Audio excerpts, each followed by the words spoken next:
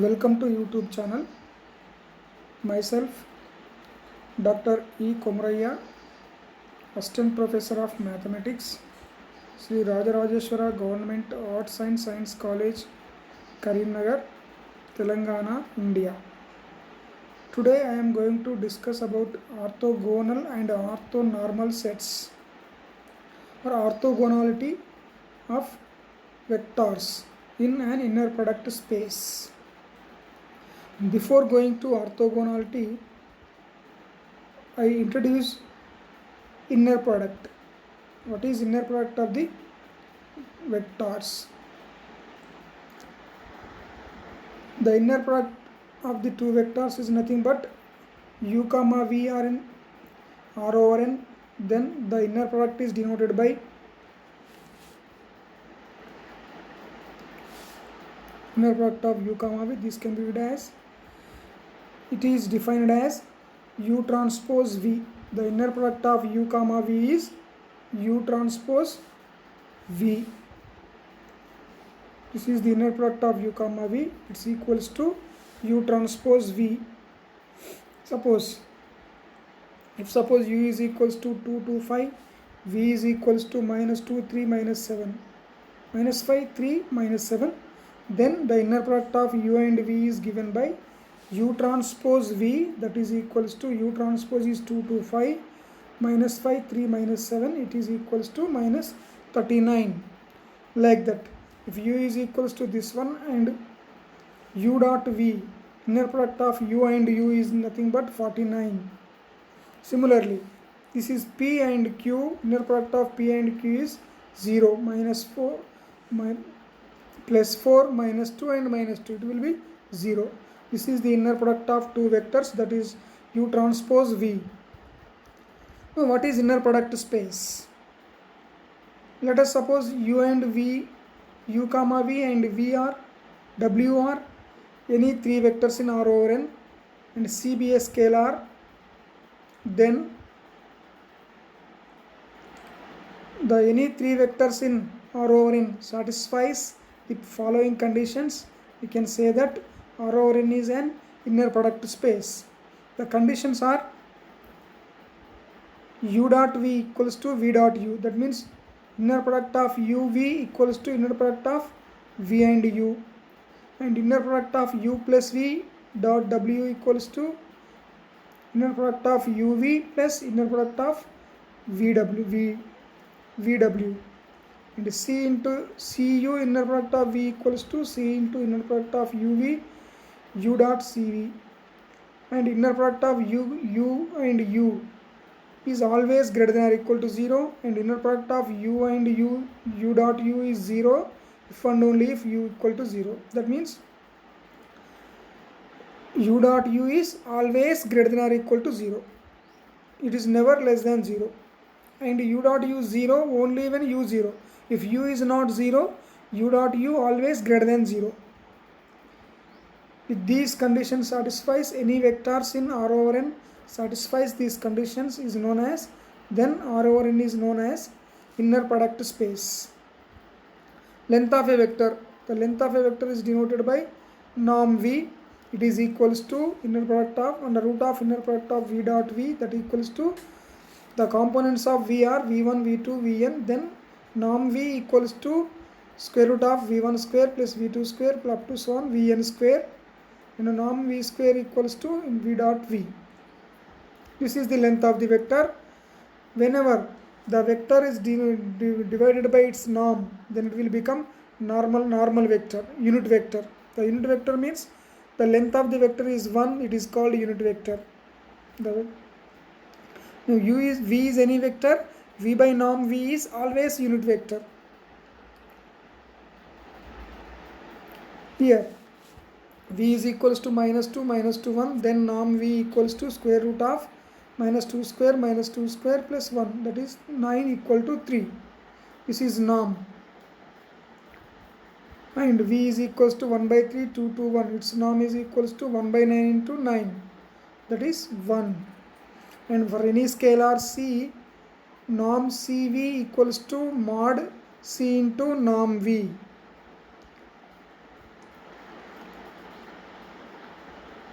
Now distance between the two vectors.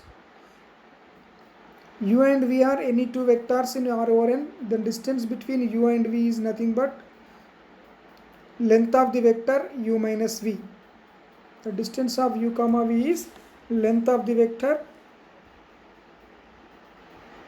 U minus V. That is norm U minus V.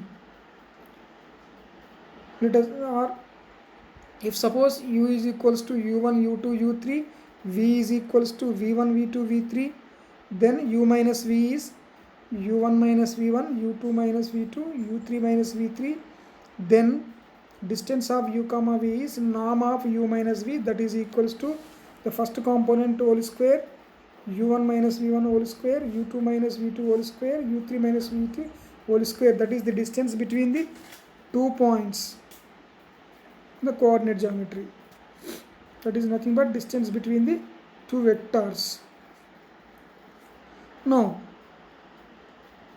again you can take U is equals to 2, 2, 1, V is equals to minus 6, 4, minus 5, then U minus V is nothing but 8 minus 2, 6, then distance of UV, U comma V is the root 8 square minus 2 square plus 6 square, that is equals to root 104.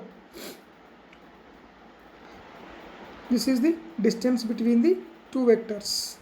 That means what is inner product and what is inner product space, what is the length of the vector, what is unit vector, what is the distance between the vectors. These are the all fundamentals we are discussed. Now we are going to discuss about orthogonality of the vectors. Now any two vectors U and V in Rn are orthogonal to each other if U dot V equal to 0 or inner product of U comma V equal to 0. The inner product is denoted by like this also. Inner product of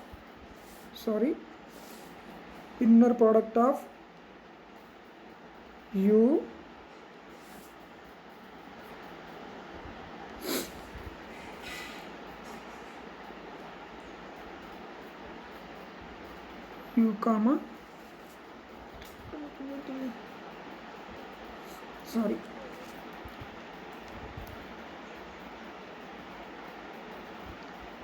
orthogonal if inner product of U dot V equal to 0. And one more thing is the 0 vector is orthogonal to every vector in R over N. Since 0 dot V equal to 0 for all V, you can take any vector 0 dot V equal to 0. That's why the 0 vector is perpendicular to all vectors in R over N. Now let us take some example. P is equals to minus 2, 1, minus 2. Q is equals to minus 2, minus 2, 1. Minus 2, minus 2, 1. Then P dot Q, the inner product of P and Q is given by P transpose Q, that is equals to minus 2, 1, minus 2 and minus 2, minus 2, 1. Minus 2 into minus 2 plus 4, 1 into minus 2, minus 2, minus 2 into 1, minus 2, plus 4, minus 2, minus 2, plus 4, minus 4, it will be 0. That's why the vectors P and Q are orthogonal to each other in R cube. Now Pythagorean theorem. Two vectors U and V are orthogonal if and only if norm U plus V whole square equals to norm U square plus norm V square. This is known as Pythagorean theorem. This is same as A plus B whole square equals to A square plus B square plus 2AB. 2AB is not appear here since A dot B is 0. Inner product of two vectors is 0. Now we can prove this. Already we have norm of a vector, norm U square equal to U dot U. Similarly, here norm U plus V whole square equals to U plus V dot U plus V. U plus V dot u plus v dot u plus v. This is norm u plus v whole square. Now properties of the inner product space, u plus v dot w is equals to u dot u first one, and u dot v second one, and v dot u and v dot v, and these are orthogonal to each other. U and v are orthogonal to each other. That's why u dot v and v dot u both will become 0. That implies norm u square. U dot u is norm u square, v dot v is norm v square. That's why this is equals to norm u square plus norm v square. Therefore, the Pythagorean theorem states that norm u plus, if u and v are orthogonal vectors, then norm u plus v whole square equals to norm u square plus norm v square. Now,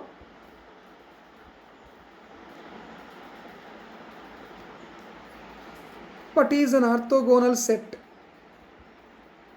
Let S is equals to u1, u2 plus comma up to so on un is orthogonal set if ui transpose uj equal to 0 for I not equals to j. It is not equal to 0 for I equal to j.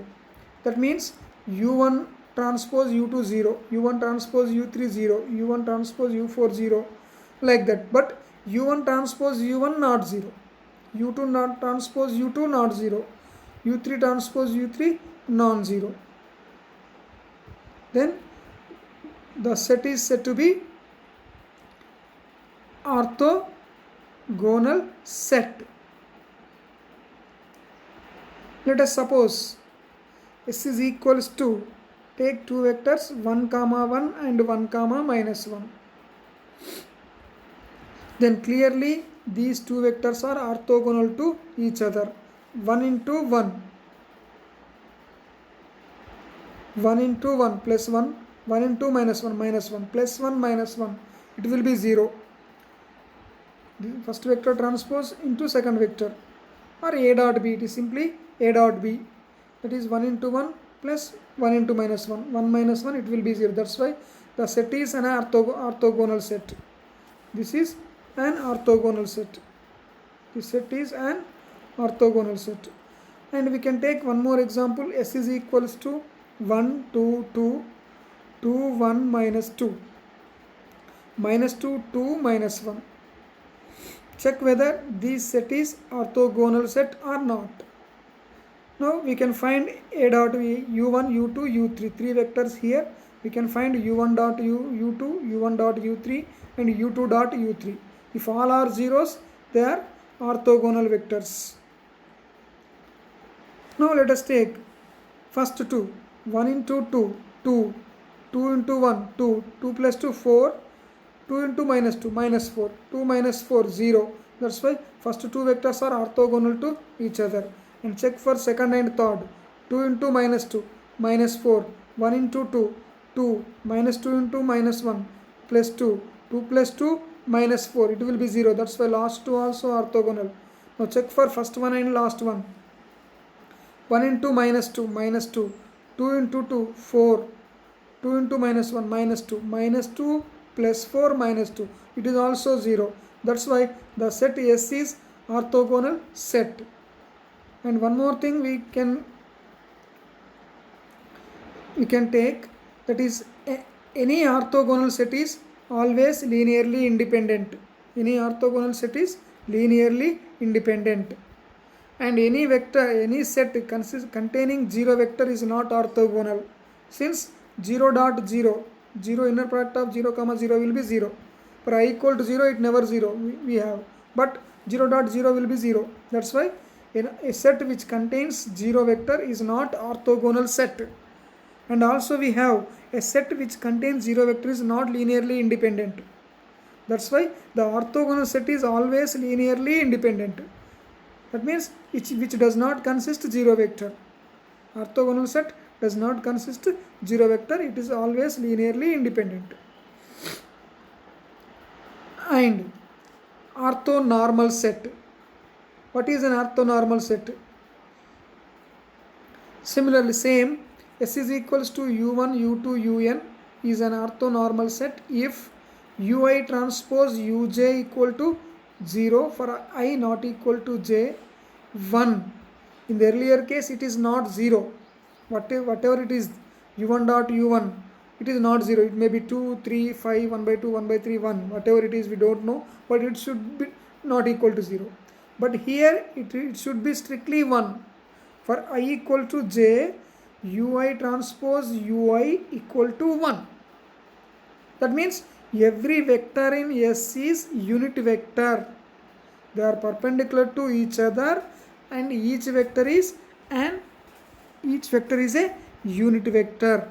Then such a set is called orthonormal set. S is an orthonormal set if ui transpose uj is 0 for I not equal to j, equal to 1 for I equal to j. Let us take an example. S is equals to 1 by root 2 into 1 comma 1 1, 1 by root 2 into 1 minus 1. Clearly these two are orthogonal to each other. 1 and 1, 1 into 1 1, 1 into minus 1 1 0. That means the vectors are 1 by root 2, 1 by root 2. One more vector is 1 by root 2 minus 1 by root 2. The norm of each vector is 1. Since the vector is divided by its norm, 1 comma 1 norm is root 2. It is divided by root 2. That's why it becomes unit vectors. And these two are unit vectors. And they are perpendicular. That's why this set S is called orthonormal set. Similarly, we can take one more set. 1 by 3 into 1 2 2, 1 by 3 into 2 1 minus 2, 1 by 3 into minus 2 2 minus 1. Here I normalize all the vectors in the earlier example. In the earlier example, we can take this for orthogonal set. For that orthogonal set, I divide the vectors with their norms. The norm of 1 to 2 is 3, 1 by 3. For all it is 3. That's why we divide all vectors by 1 by 3, 1 by 3 and 1 by 3. Then they will become orthonormal vectors, unit vectors. Sorry. And they are also perpendicular to each other. This is the example for orthonormal set. Now let us take complement of a subspace, orthogonal complement. Now we discuss about orthogonal complement. W be a subspace of a vector space V of an inner product space, not vector space, of an inner product space V, then the orthogonal complement of W is denoted by W perpendicular. It is read as W complement or W perpendicular. W perpendicular symbol. It is denoted by W complement. It is read it as W complement, and it is defined as W complement is equals to V belongs to V, set of vectors in V such that V dot W equal to 0 for all W belongs to capital W. That means the set of vectors in V which are perpendicular to every vector in W. The set of all vectors which are perpendicular to every vector in W, capital W, is known as orthogonal complement of W. It is denoted by W complement. If W is a subspace of a vector space V, then W complement is also a subspace of vector space V. This is the orthogonal complement of a subspace.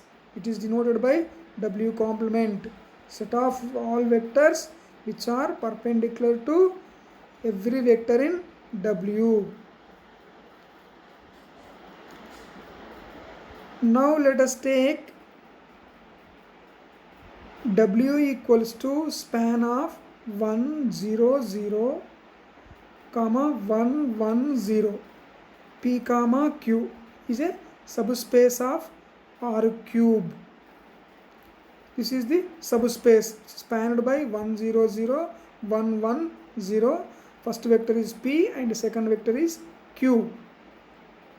Now let us take U is equals to X, Y, Z belongs to W complement. Suppose a vector X, Y, Z is in W complement. That means this U, vector U is perpendicular to P and Q. For both this is perpendicular. That implies P dot U will be 0. P dot U will be 0 means this is P, this is U and this is P. X into 1, Y into 0, Z into 0 equal to 0. That implies X equal to 0 and Q dot U equal to 0. This is Q. 1 into X, 1 into X, 1 into Y plus 0 into Z. Already X is 0, that's why Y is also equal to 0. And what about Z? Z is any variable, free variable. Freely we can choose Z. It may be 0, 1, 2, 3, whatever it is. Therefore, the W complement is spanned by X's first component. X should be 0 and Y should be 0 and Z is any vector 0, 0, 1. Therefore, W complement this is spanned by 0, 0, 1. That means every vector in the form of 0, 0, 2, 0, 0, 5, 0, 0, 100 which belongs to W complement and which is perpendicular to every vector in the span of 1 0 0 1 1 0. Any vector you can take span of P and Q. Span of P and Q. For that vector, the vector spanned by 0 0 1 is perpendicular. This is the orthogonal complement of W, which is also subspace of the R cube. Which is also subspace of R cube. Now let us take one important conclusion. Already we discussed the column space, column of a matrix, column space of a matrix, null space of a matrix, row space of a matrix. Row space of a matrix is nothing but the space spanned by the rows of a matrix A, and null A is nothing but set of vectors X belongs to Rn such that Ax equal to 0, and column A is nothing but column space of A is a space spanned by columns of A. Now, by using the complement, we can conclude the following things. Let A be a m by n matrix. The orthogonal complement of row space means spanned by rows, m rows. Orthogonal complement of row space of A is null space of A.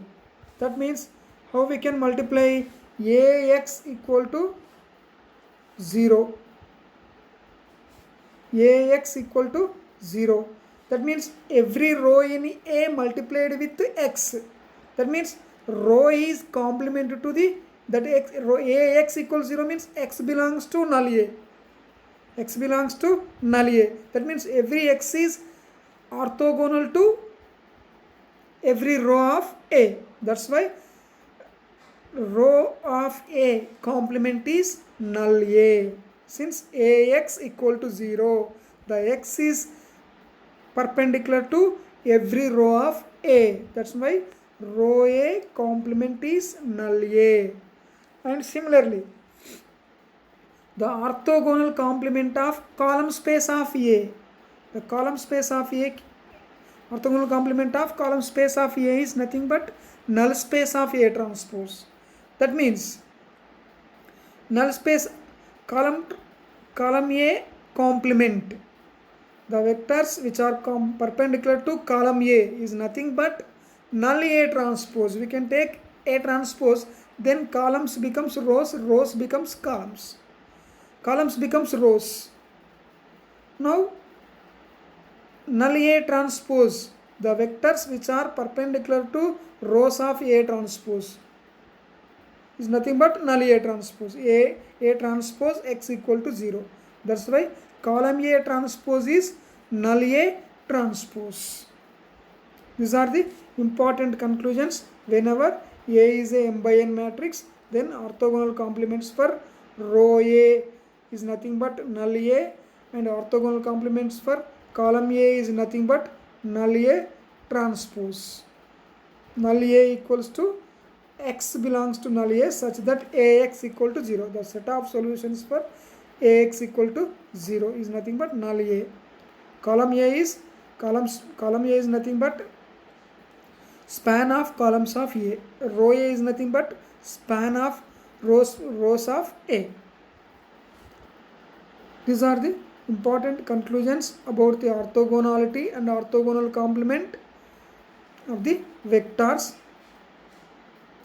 Tomorrow next class we are going to discuss about the orthogonalization process and find the orthogonal basis and orthonormal basis. Whenever the basis of a vector space is given, then we can construct the construct the orthogonal basis or orthonormal basis by using Gram-Schmidt orthonormalization process.